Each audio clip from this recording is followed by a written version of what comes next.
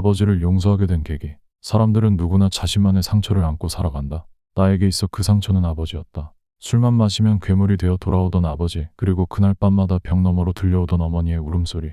나는 그 모든 것을 기억하며 자랐다. 그런데도 나는 결국 아버지를 용서하게 되었다. 그 과정을 이야기하려 한다. 어릴 적 나의 가정은 평범했다.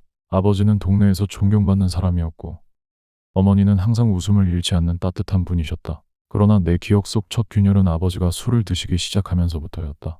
나는 5살 때였다. 아버지가 술에 취해 들어오신 날이었다. 문이 쾅 소리를 내며 열리자마자 어머니의 긴장된 목소리가 들렸다. 여보, 오늘은 좀 일찍 주무세요. 하지만 아버지는 대답 대신 소리쳤다. 뭘 그렇게 잔소리야. 그날 밤 나는 벽에 등을 기대고 숨어 있었다. 어머니의 울음소리와 아버지의 소리가 뒤섞인 그 기억은 내 어린 마음에 깊이 새겨졌다. 그날 이후 나는 아버지의 술 냄새만 맡아도 긴장감이 엄습했다. 어린 나이에 느낀 공포와 무력감은 시간이 지나도 지워지지 않았다. 그날 저녁 나는 아버지의 손에서 떨어진 병이 바닥에서 깨지는 소리를 들었다. 유리 조각이 바닥을 굴러다니는 그 소리는 어린 나의 심장을 옥죄는 듯했다. 나는 이불 속으로 몸을 숨기며 생각했다.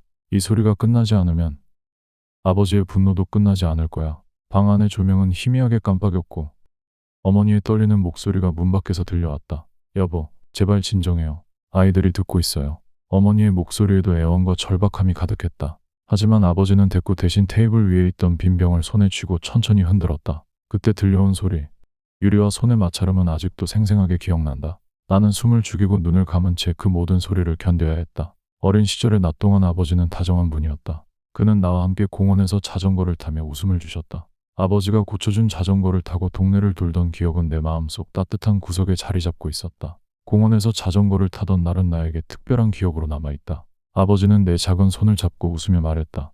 여기 자전거 핸들을 꼭 잡아봐. 그렇지. 이제 균형을 잡는 거야. 그의 목소리는 단단하고 자신감에 차 있었고 그 순간만큼은 아버지가 영웅처럼 느껴졌다. 나는 자전거에서 몇 번이나 넘어졌지만 아버지는 늘 다가와 손을 내밀며 말했다. 다시 해보자. 우리 아들은 잘할 수 있어. 그러나 밤이 되면 모든 것이 달라졌다. 아버지의 얼굴은 낮에 따뜻함을 잃고 어두운 그림자로 변했다. 그의 손길은 부드럽지 않았고 그의 말은 따뜻함을 잃었다. 저녁 식탁에서 아버지는 술잔을 들며 깊은 한숨을 내쉬었다. 어머니는 그를 조용히 바라보며 물었다. 여보, 무슨 일 있었어요? 아버지는 대답 대신 술잔을 비우고 고개를 저었다. 그의 눈빛에는 슬픔과 피로가 어른거렸다. 나는 그 장면을 바라보며 이해할 수 없었다. 낮과 밤, 왜 이렇게 다른 사람이 되는 걸까? 초등학교 시절, 나는 2가지 삶을 살았다. 집에서는 늘 불안한 아이였지만 학교에서는 웃음 많고 활발한 학생이었다. 선생님은 나를 보고 항상 이렇게 말했다. 넌 참 밝고 긍정적이야. 학교에서는 나의 두 얼굴을 숨기는 것이 일상이었다. 아침마다 등굣길에서 나는 생각했다. 오늘은 집에 무슨 일이 있을까? 아버지가 술을 마시고 화를 내지는 않을까? 하지만 학교에 도착하면 나는 모든 걱정을 뒤로 한 채 친구들과 어울렸다. 나는 웃으며 농담을 던지고 수업 시간에 장난을 치며 친구들을 웃겼다. 한 번은 발표 준비를 하던 중 친구가 나를 향해 물었다. 넌 집에서도 이렇게 웃겨? 가족들이랑도 이렇게 잘 놀아? 나는 순간적으로 얼어붙었지만 금방 웃으며 대답했다. 당연하지. 우리 집에서는 내가 최고야. 그 거짓말은 나를 보호하는 방패였다. 친구들이 내 진짜 모습을 알게 될까 두려웠다. 내가 집에서 겪는 일들은 절대 드러나지 않아야 한다고 생각했다. 초등학교 4학년 어느 날 아버지가 유난히 화가 난 채로 술을 드시고 돌아오셨다. 나는 방문을 닫고 구석에 웅크렸다. 그리고는 어머니가 소리 지르시는 소리를 듣고 순간적으로 집을 나와 동네 공터로 도망쳤다. 달빛이 비추는 공터에서 별을 바라보며 마음속으로 소리쳤다. 그날 밤 공터에 앉아 있었던 기억은 내게 강렬하게 남아있다. 차가운 바람이 내 뺨을 스쳤고 나는 무릎을 끌어안고 몸을 웅크렸다. 다른 집은 어떨까? 모든 집이 이렇게 고통스러울까? 나는 하늘을 올려다보며 스스로에게 물었다. 별들은 차갑게 빛났고 그 빛 속에서 어떤 위로도 찾을 수 없었다. 그 순간 멀리서 어머니의 목소리가 들려왔다. 어디 있니? 집으로 돌아와. 그녀의 목소리에는 간절함이 담겨 있었다. 나는 그녀의 목소리를 듣고 싶지 않았지만 동시에 그 소리만이 나를 붙잡아주는 유일한 끈처럼 느껴졌다. 중학생이 된 어느 날 아버지는 술에 취하지 않은 상태에서 내 방에 들어오셨다. 그는 조용히 나를 바라보다가 낮은 목소리로 말했다. 미안하다. 너희 엄마한테도 너한테도. 그 사과는 내게 큰 혼란을 주었다. 나는 처음으로 아버지가 후회를 느낄 수 있는 사람이라는 사실을 깨달았다. 하지만 그 순간에도 여전히 그의 진심을 믿기 어려웠다. 그는 다시 술을 마시고 모든 것을 잊어버릴 것이 분명했기 때문이다. 그날 밤 나는 아버지의 사과가 어떤 의미인지 곰곰이 생각했다. 그의 말 속에서 진심과 자기 방어가 동시에 느껴졌다. 나는 그 진심을 받아들이고 싶었지만 이미 너무 많은 상처를 받아서 쉽지 않았다. 아버지는 왜 술 없이 우리와 대화할 수 없을까? 라는 질문이 계속 맴돌았다. 중학생 때 어머니와 처음으로 깊은 대화를 나누었다. 어머니는 아버지가 이렇게 변하기 전 다정했던 시절의 이야기를 들려주었다. 사실 내 아빠도 이런 사람이 아니었어. 너희가 태어나기 전에 동생이 태어난 것은 나의 중학교 2학년 때였다. 어머니는 이미 두 아이를 키우는데도 지쳐 보였지만 막내 동생을 품에 안으며 한편으로는 희망을 보이는 듯했다. 하지만 나는 아버지가 새로운 아기의 존재를 어떻게 받아들일지 불안했다. 형, 이 아기는 누구야? 라는 어린 동생의 질문에 나는 간단히 대답했다. 우리 가족의 새 식구야. 이제 우리가 지켜야 해. 동생이 태어난 이후에도 아버지의 폭력과 술 문제는 나아지지 않았다. 오히려 그날 밤 아버지는 더 많은 술을 들이켰고 가족 모두를 위협하는 분위기를 만들었다. 나는 어머니가 동생을 품에 안고 떨고 있는 모습을 보고 결심했다. 내가 우리 가족을 지켜야 해. 고등학교에 진학한 이후 나는 더 이상 아버지에게 침묵하지 않기로 결심했다. 어느 날 저녁, 아버지가 술에 취해 어머니를 몰아세우던 모습을 보고 나는 큰 소리로 외쳤다. 이제 그만하세요. 동생도 보고 있다고요. 아버지는 멈칫하더니 나를 향해 다가왔다. 내가 나한테 이래라 저래라 할 자격이 있어. 내가 이 집을 먹여 살리고 있어.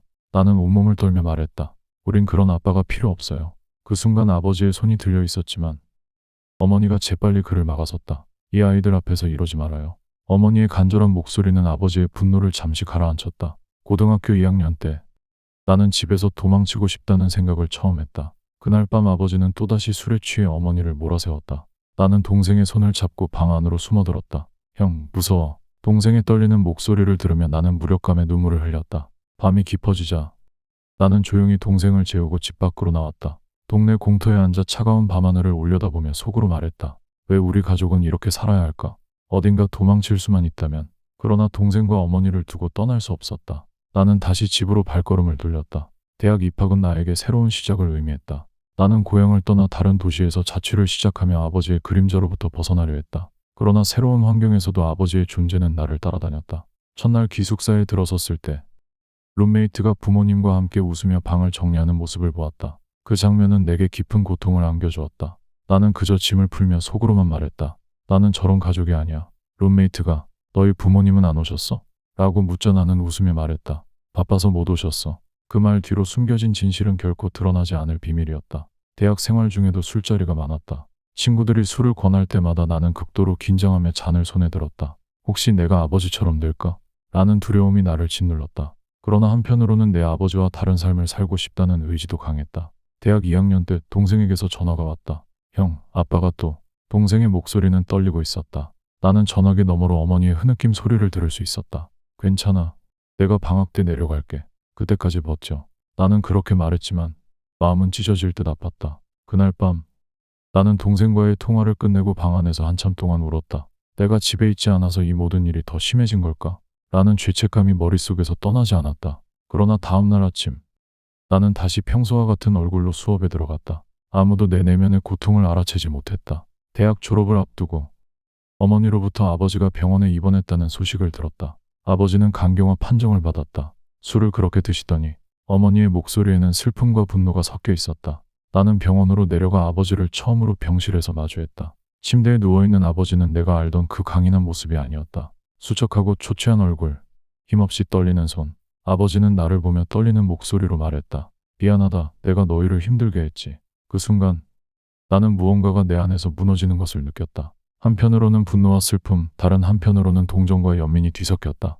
나는 그저 고개를 끄덕이며 아버지의 손을 잡았다. 그것이 내가 할 수 있는 전부였다. 아버지의 병원 이후 동생과의 대화는 더욱 깊어졌다. 동생은 아버지를 이해하려 애쓰는 모습이었다. 형, 아빠도 나름대로 힘들었던 거 아닐까? 동생의 말에 나는 고개를 저었다. 힘들다고 해서 가족에게 그렇게 해도 되는 건 아니야. 그러나 내 말 속에도 어딘가 허전함이 있었다. 우리는 아버지가 병상에 있는 동안 그의 과거를 떠올렸다. 어렸을 적 아버지가 우리와 함께했던 짧은 행복의 순간들, 그리고 그것이 어떻게 무너져 내렸는지에 대해 이야기했다. 대화가 끝난 뒤 동생은 말했다. 그래도 아빠가 지금 후회하고 있잖아. 그게 중요한 거 아닐까?